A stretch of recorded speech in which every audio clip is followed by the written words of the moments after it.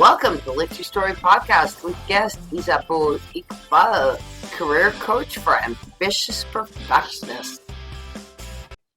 Hi everyone, I am Lorianne. I am that gal from Mississauga, Ontario, Canada, and I'm with. I am that guy. I am Roy Miller from Dallas, Texas. Welcome to our Lift Your Story podcast. So in this episode, we welcome Isabeau Iqbal, and she is a career coach for ambitious perfectionists. Thank you so much for being here with us. Thank you. Thank you both. So before we go into that, I'm looking at your bio and it says you had a slightly less conventional life. Can you tell us a little bit about that? Yeah, I would say it's been a combination, traditional and less conventional. So the less conventional part is the more interesting part, I think. And what I mean by that is that I'm the parent of two academics. We traveled extensively. My parents both loved to travel, so I got the travel bug really early. Having two PhD parents, I just assumed that that's kind of what you did. You went and you got a PhD in university, and I did my first year of university. This is a long time ago now. And I had been a straight A student in high school, and I got the shock of my life when I went to university. And I really struggled during that first year. So I thought, okay, this is for the birds. I'm out of here, and went traveling. So this is when I was 18 years old. There was no technology. I'm the only child. I left Canada and I went to Asia for a year and a half. Now, as a parent, I think, oh my gosh, my parents must have had a heart attack. But I did it nevertheless, and it was fabulous. I also really early got turned on to the outdoors. So that's kind of the unconventional part. And then the other piece is the choice of my partner. I would say we are polar. We're close to polar opposites. So that's a whole story too. It's interesting you mentioned that because I worked with a guy. Him and his wife were just totally opposite. If you would have said, picked out of a crowd the two to be together, that you wouldn't have ever picked them. Exactly. But they've been married about 40 years. I mean, they've had a good marriage, raised 5 kids, but I never could understand them being together. It just didn't make sense to me. Yeah, for sure. Yeah. I mean, I'm happy to share a little more if it's of interest. Sure. Yeah. So I've always loved dancing. And at some point in my early 20s, I'm like, I'm not waiting for a guy anymore. I'm just going to start dancing. And so I decided to do Latin dancing. And one night, a few girlfriends and we went to a club. Again, I didn't go to clubs very often. And I saw that there was an empty chair in front of me, and then a fellow came and sat down on that chair. So I'm like, well, obviously he's a dancer, right? Because a lot of guys just go and check out other people when they're at clubs. So I tapped him on the shoulder and I said, would you like to dance? And he was a fabulous dancer, absolutely fabulous. So we really connected with dancing. So fast forward just a few weeks, maybe it was a few weeks, within a month, we're dancing a lot, but then I discovered that he's a practicing alcoholic, and I had zero experience with alcoholism. Like it was not in my family. It was just something I knew nothing about. So I think that's probably what made us stay together, is because I was so completely clueless. But the first year was really, really rough. And then he got sober. Now he's been sober for over 25 years, which is wonderful. But we're really, really, really different people. He's from Mexico. He loves loud music. He talks loud. He's full of energy. I'm super introverted. I'm quiet. I'm like, talk more quietly, please. We don't dance much anymore, but I do think, like, when I reflect on our relationship, I think it's our values, our shared values, that have really kept us together. We really share common values around family and what it means to be in this world. And I really, and he's a kind person. So that's kept us connected. We have two children together and a lot of history at this point. I have a quick It's- question for you. We were talking just before coming on about perfectionism, Yeah. and you said, now you say that you are the perfectionist type. Is he opposite that way too, or Interestingly, he's not. okay? I see it looks different for him. Maybe it's a combination of like that alcoholic personality that's fairly intense and gets really into things, and some perfectionism. I'm not quite sure, but yeah, there's certain things like he wants. He really likes them to be a certain way. Okay. He's more relaxed than I am for sure. No, I'll say I'll give him that. Yeah, and then the other thing, Roy, that I forgot to mention is that yeah, I have a PhD and he has about a grade 5 education. So that's another really big difference. yeah, yeah. So I mean, he's actually from Mexico, and yeah. So Yeah, I know the Hispanics are pretty much God, family, and everything afterwards. right. You Yes. Yeah. that's and because I worked with a guy, and I was trying to give him to work overtime. He goes, look, no, and he said, I'm not going to give all my time to this company because I'll get laid off, I'll run out of work and go somewhere else. He said, but my family is always going to be there for me. So Yeah. I'm going home to be with my family. Yeah. You know, and Yeah. that's the culture.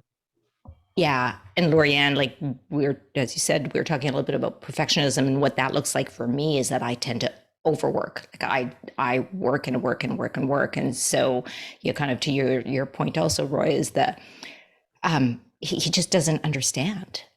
Like for him, relaxation and enjoyment are equally important. Whereas like I grew up and you work and your value is in what you produce.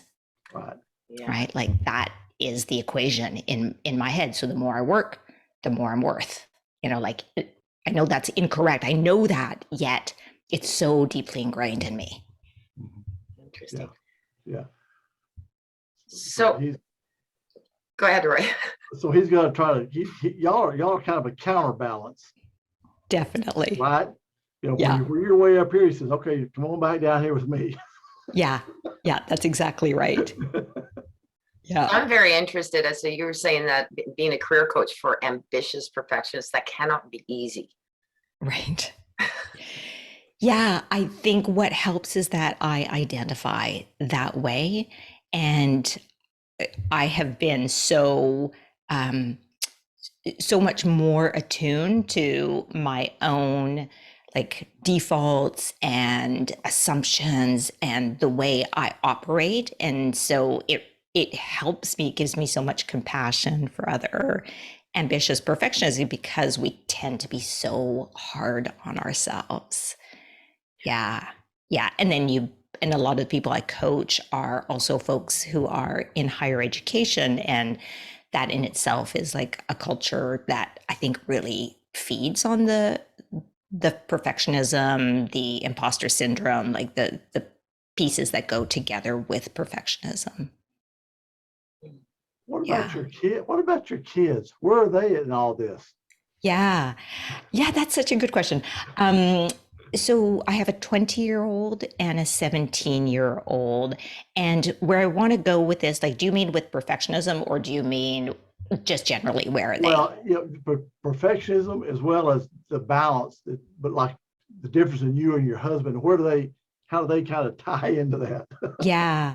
So with the perfectionism, I absolutely see it in both of them. So my eldest, um, we are very, very similar in terms of the way that they went through high school was like, A's and performance. Now that's switched a fair bit. Um, my daughter, she doesn't want to try things out unless she knows that she's going to be really good at it. She doesn't tend to value her skills. So I see it in both my children. I am aware also that like I am modeling, right? I am, and so I don't think I've necessarily been modeling great things as they were younger. And so now I try to also highlight other pieces and be more courageous and less perfectionist, and really speak with them about what I see in them.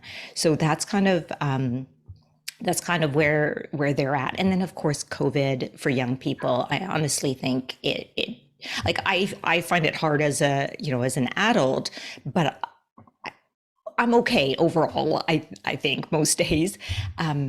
For them, I really don't. I just cannot imagine being their age and having to deal with this. Mhm. Yeah, I agree. yeah. Your daughter sounds like she might be the kind of like, Mom, I can't be you, Mom. I can't be you, you know.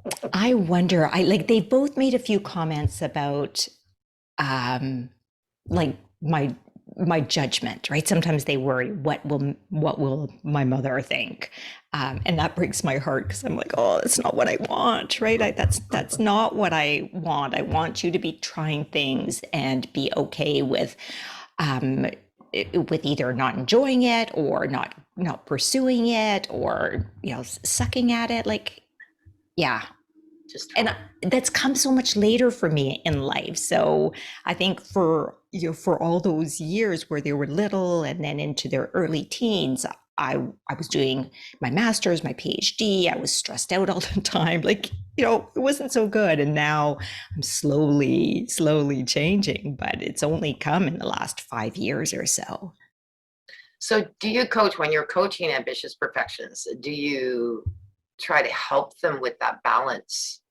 Absolutely. Yeah. I think as a coach, it's really holding a mirror up to people and um, helping them see that things that they take as the truth, there may be other ways of looking at, I mean, not may, there are often other ways of looking at things. It's that we hold so tightly to our beliefs that they feel like the absolute objective truth, right, to us. And so it takes time to consider that there may be another way of being. There might be other truths that we might want to try them on, see what it's like. But again, it feels hard, right? Change is often really hard. So yes, Lorianne, that's my long answer to your question. So perfectionist. Now, you say that, but is that a perception? In other words, is your idea of perfection, is it going to be different than Lori Ann's idea of perfection? Yeah, for sure. And Brene Brown talks about perfectionism as existing on a continuum, right? So it's not that there's one way of being a perfectionist, and for sure it will look different, right? Lorianne, you were mentioning about your house and the order in your house. For me, it's about it could be that, but it tends to be manifest more in my work for me and for a lot of the people that I work with, like the people that I coach, in terms of extreme sense of responsibility and difficulty with boundaries, and wanting to do everything at the nth degree versus being okay with, done is better than perfect, right? Like, that's a really hard one for perfectionists.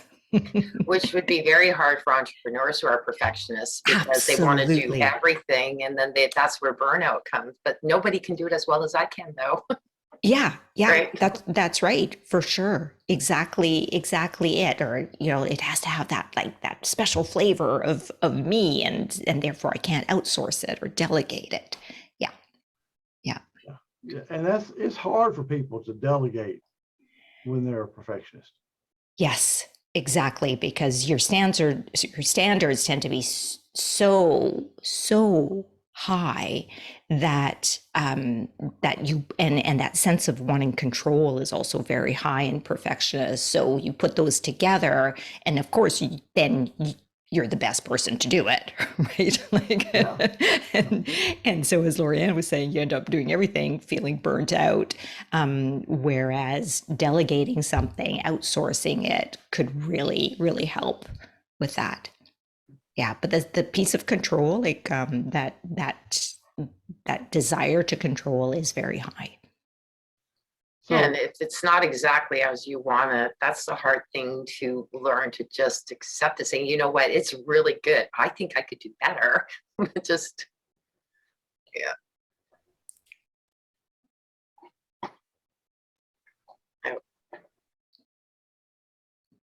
Yeah. So, people that reach out to you, what are the struggles? Why would somebody, a perfectionist, come to you and say, "Hey, I need help"? Yeah.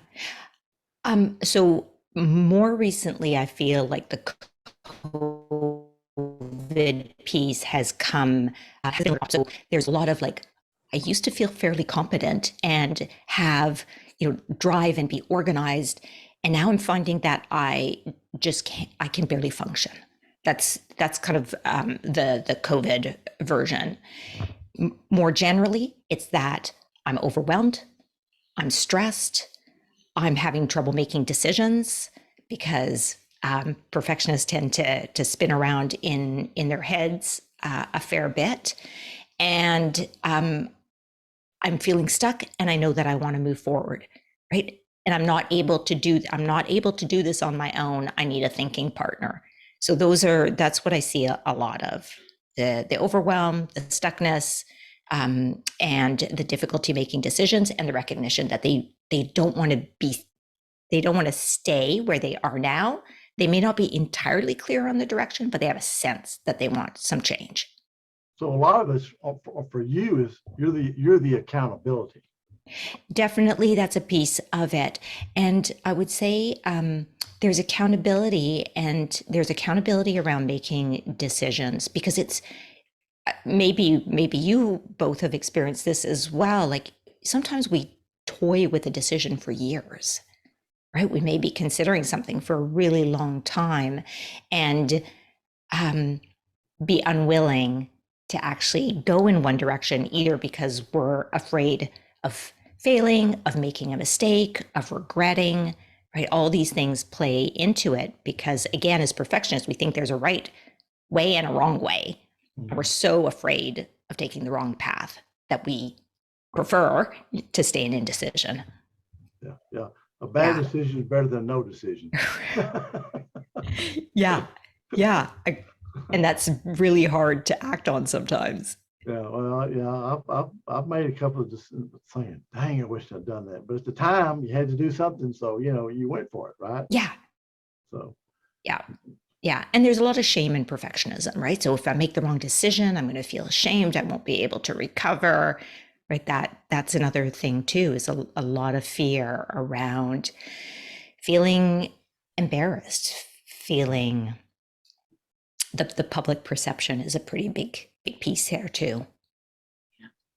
Yeah, Definitely. Yeah, I agree 100% there. Yeah. I've got one of my sisters is a perfection. Well, I don't know if she's perfectionist, she's OCD. I don't know where the break in that is.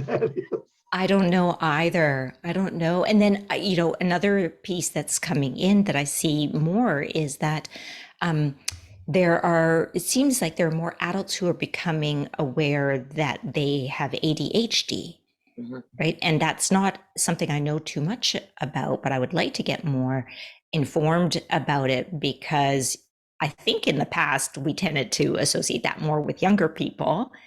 And now there seems to be more awareness of adult ADHD. And so that's playing into, so OCD, I really know almost nothing about ADHD. I'm starting to learn a little bit about that. It's interesting because when my youngest son, when he was like in the third grade, he was having trouble in school. We took him to a counselor. Yeah. She evaluated him. So I took him to get the evaluation. So we go into her office, we sit down, and so she looks at me and she goes, "You didn't do very well in school, did you?" Go, she says that to you?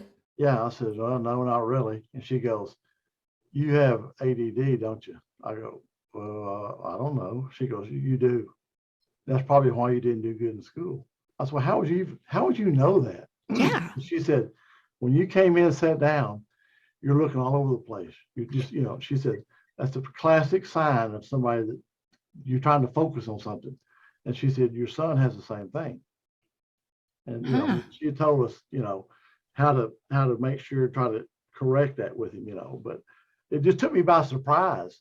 I just thought I was stupid when I was in school, but she said, oh, she said, your mind is going so fast, you have trouble focusing. Yes. Yes. And so I thought that was interesting. I mean, No kidding. So, but yeah, you're right. Adults do have that. And you'll hear more people even say, man, I must have ADD because I can't focus. Yes. Yeah.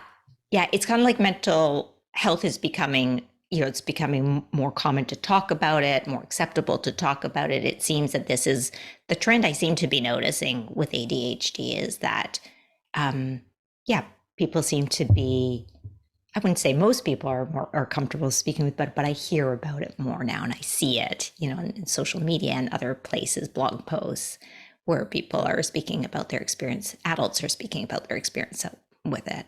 Yeah. So then, back to the perfectionism, if you're having difficulty focusing and combined with those excessively high standards of yourself, it kind of can be a recipe for disaster, right? Because then the self-talk and the judgment is just so pronounced because you want this, but you feel like, you're down there. Yeah. I would imagine, particularly through this COVID, as you were talking, it would cause a lot more anxiety as well. It really does. And that's not fun. No, it's not. Yeah. So all these things come together, right? Someone may come to me because they are working on some piece of their career. That may be the starting place. But for me, personal and professional are inseparable, right? And so we always, always end up with self-care and being a really, really fundamental piece of any coaching journey. Because what's the point of talking about goals if you yourself fundamentally are having such struggles? Yeah. And you said you work with educators a lot? Yeah, I work largely with people in higher education. They may identify themselves as educators or not, but this is because I've spent so much of my professional life working in post-secondary environments. It's a culture that I know, that I feel I know very well. And so often my clients are attracted to that piece of it because they're like, she gets it. Yeah. But I would think COVID would have been particularly hard on those people. Exactly. Yeah. Yeah, because many of them are also trying to be there for their students. There's been so much back and forth with online, in person, what's happening tomorrow, what's happening next month. So the uncertainty for someone who likes to be able to control what's going on is even more anxiety producing. Yeah, I have a daughter-in-law that's a third grade teacher. Oh. And, back when everything was online, and she said, I'm getting emails at 10 or 11 o'clock, 1 o'clock in the morning, these people, and she said, and it really stressed her out. I mean, she has a little problem with anxiety in the first place, but yeah, that stuff she spun off on all that stuff. Absolutely. For sure. Yeah. My heart really went out to the people who were teaching the little ones. Oh my goodness. Yeah. And the parents are there too sometimes on the Zoom with them, and it's really hard. My sister was doing that. She goes, I love it. I love the parents are involved, but not in the classroom. No. I guess that's the benefit in post-secondary. You're not going to have your helicopter parent right there with their young adult. I like that, helicopter parent. I remember that one. Yeah.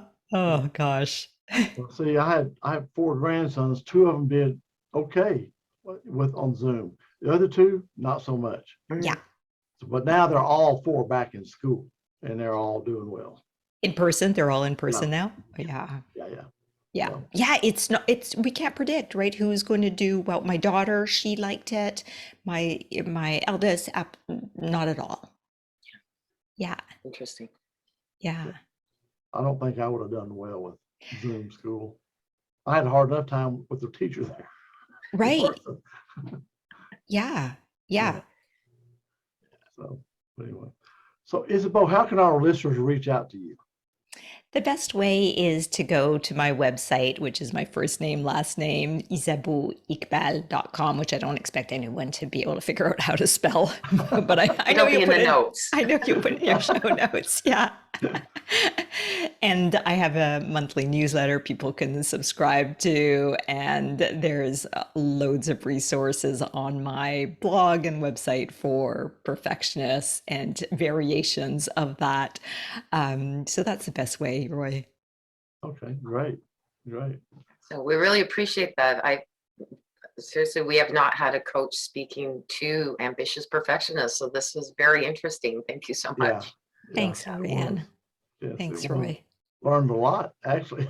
That's great. Good. Yeah. All right. Well, you take care and thanks again.